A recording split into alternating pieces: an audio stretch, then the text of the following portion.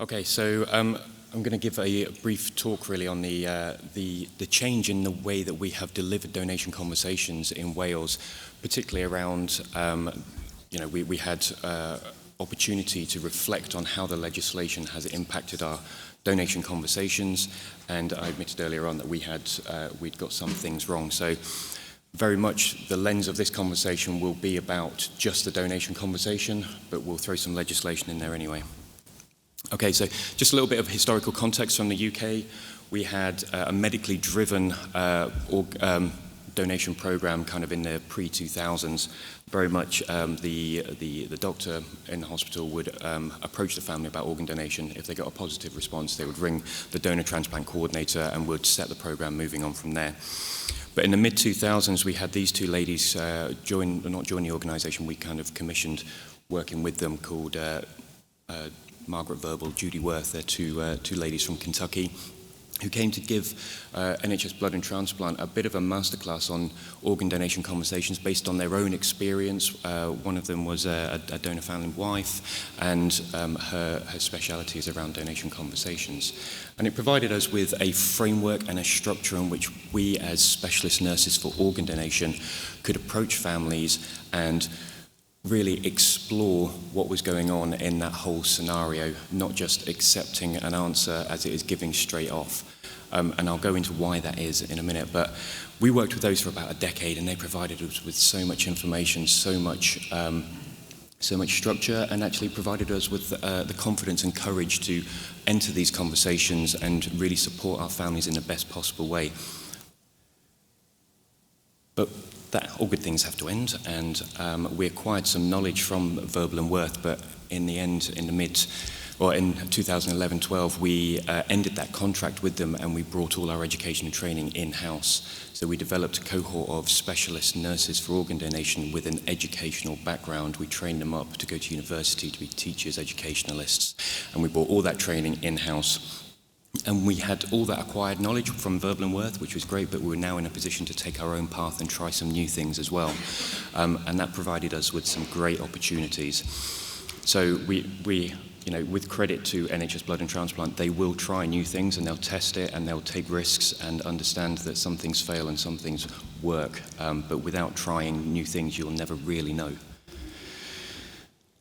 So from our perspective in the UK, we've got some best practice guidance around what good looks like in a donation conversation. So NHS Blood and Transplant provide two documents, which is a timely identification and referral of all for potential organ donors, and then a second document that talks about approaching families of potential organ donors.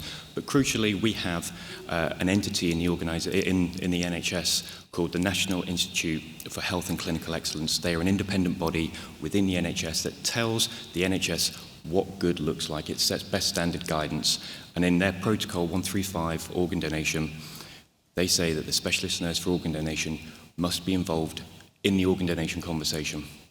That's best practice, and that's taken as a heavy standard. So, with that in mind, the donation conversation, the actual conversation with the family, the success of that is actually built on how you plan and deliver that conversation. And it's a team approach, okay? You're going in there with a doctor, with a bedside nurse and a specialist nurse for organ donation. Why would you go in there blind? Why would you not have a conversation about what you're going to say? And part of our training program now is about medical simulation. We get the doctors and nurses and bedside nurses in a room, and we go into the minute detail of what's going to happen. So who's going to be in the room? What's the name? What do they like to be called? How are they referred to? Do they have other family members? Do they need to be here? Are we waiting for anybody? What's going to be said and who's going to say it? So often the conversation will be that the medical interventions will be led by the doctor. So we've reached a state of futility here. We can't go on any further. All treatment options have been exhausted. I'm going to hand you over to Phil, who's going to talk to you about what happens next. Who's leading the conversation? Is there a transition? So I've just said I'm going to introduce you to Phil, who's going to tell you what happens next. But have I already been involved in a conversation previously during the futility conversation, or have I been supporting the family through observing brainstem tests and supporting them at that point? Do we need to think about legislation in Wales? We absolutely do. So before we walk into that conversation, do we need to go, right, okay, are they over 18? Are they ordinarily resident? Do they have capacity? Have they made a decision?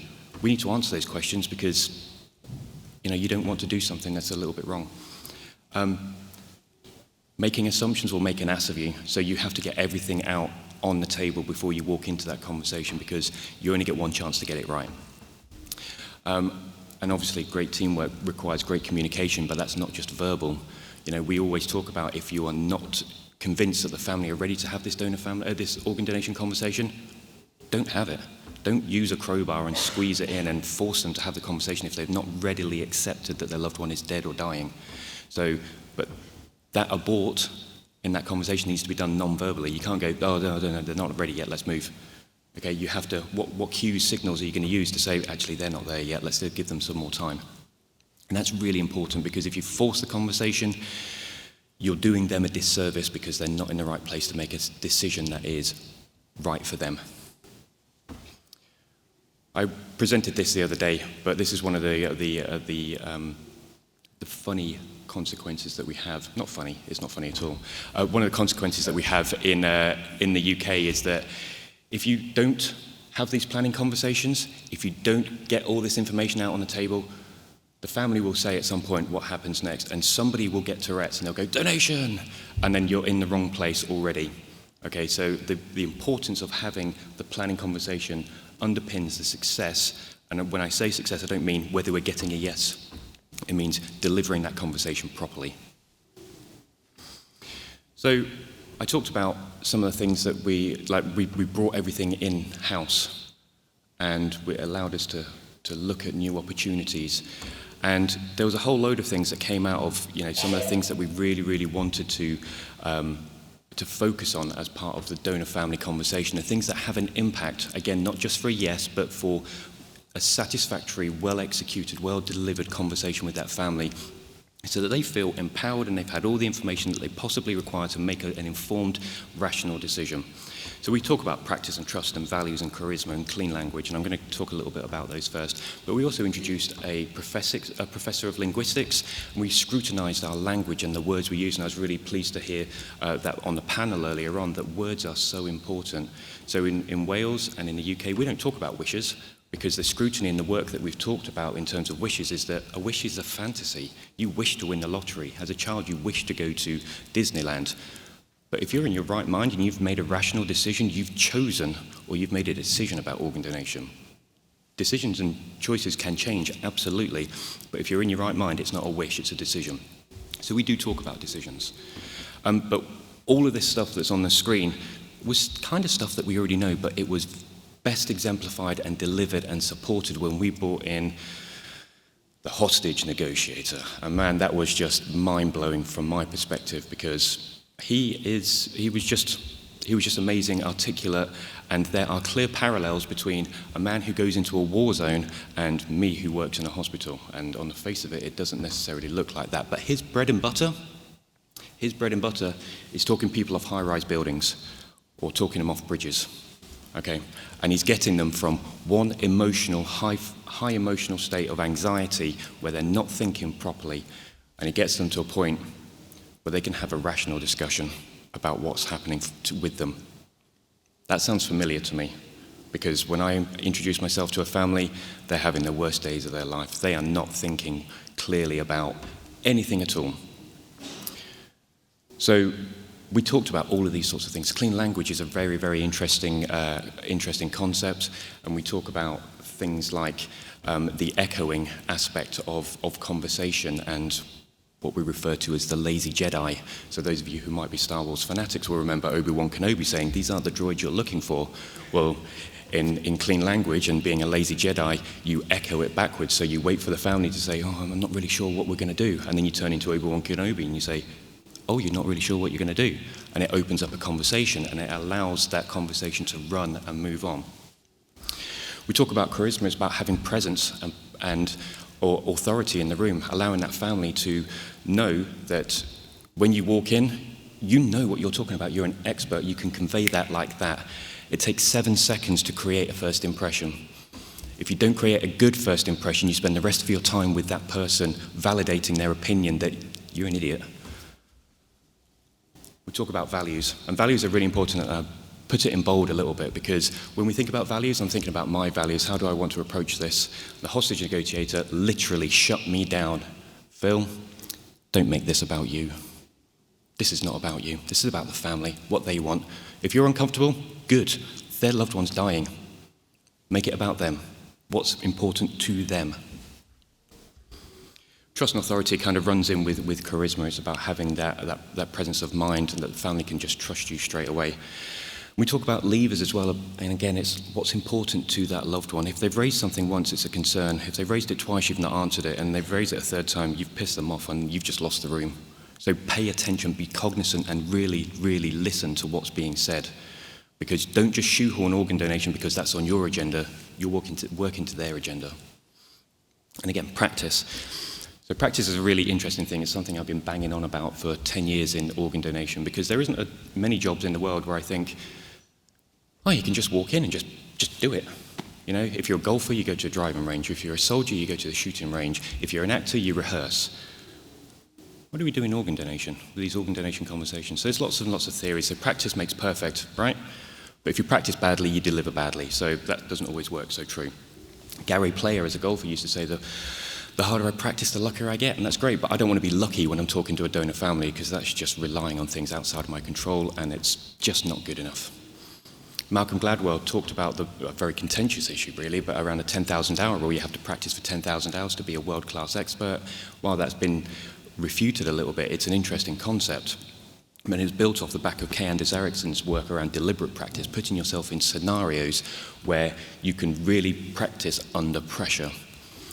In medicine, we talk about delivering this practice in a medical sim environment, so getting everybody in, you've got a bed, you've got proper noises, those sorts of things. But the hostage negotiator blew my mind with the best training environment in the world.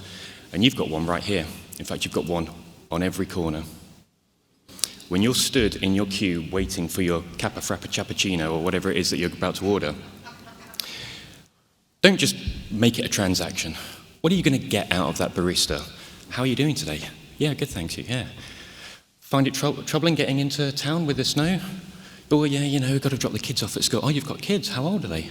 You're getting more and more information out of this person. You can use your coffee shop, your bank, your train journey as a training environment, because at the end of the day, when you're talking to a donor family, it's not a donation conversation. You're talking to people, you're having a conversation.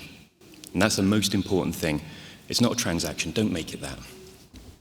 So some really important points around this is make sure the family are ready for the conversation and abort if necessary. That's the most important thing. Make sure the conversation is about the patient. It's not about me, and it's not necessarily about the loved ones. Okay, it's about the person whose voice is absent in the room. What would they have wanted? We are their advocates. We have a duty to support their decision, their choice, their wish, if you choose. We heard earlier on about walking into these conversations in the way that the Americans do, about it being an affirmative conversation.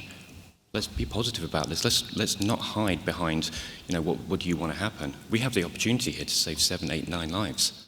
Why wouldn't you want to do that? All the surveys say that 90% of people support it. Why wouldn't you want to do that? I understand why you wouldn't want to do that. There are reasons for that.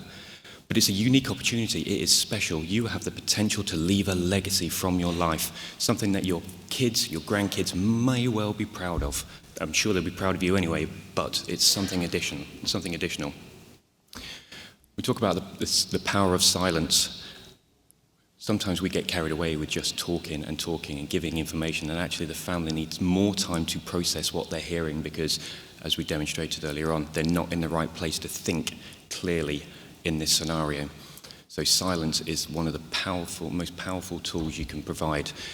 But that's part of the planning conversation, because if I'm going to go in there knowing that I'm going to pause for a long time and the doctor is uncomfortable with that and then jumps in, we've ruined that opportunity. So plan your silence. And yeah, it's presumptive, it's positive. We could save lives. And up until now, I've not mentioned a word about legislation. And I said earlier on, we messed it up in Wales in the first couple of months. We walked into this conversation saying, you remember the advertising campaign? And, it's all about the law, and the way things work in Wales now is that you're presumed to be a donor, and don't presume anything, thanks. Yeah, everybody has antibodies to that discussion around presumption. So it's not about presumption, it's not about the legislation. The legislation comes in after you've delivered all the information about how powerful this unique situation you are in can be. You provide all of that information first. And then if the family is struggling with where they are, you say, you know, the way things work now in Wales, if they didn't want to be a donor, they would have opted out. And if there was a lack of, but having done nothing, no registration on the ODR, they've not told you what they would have wanted, it's seen as a lack of objection to be a donor. And that will then help the conversation on further, because you might then say, did Bob do things that he didn't ordinarily want to do, or would he have told you something about that? And you can develop that conversation further, and again, it reflects comments that were said earlier on. Get to know the person we're talking about. Have those conversations. But the legislation is only ever discussed after the life-saving opportunities are explained. Thank you very much.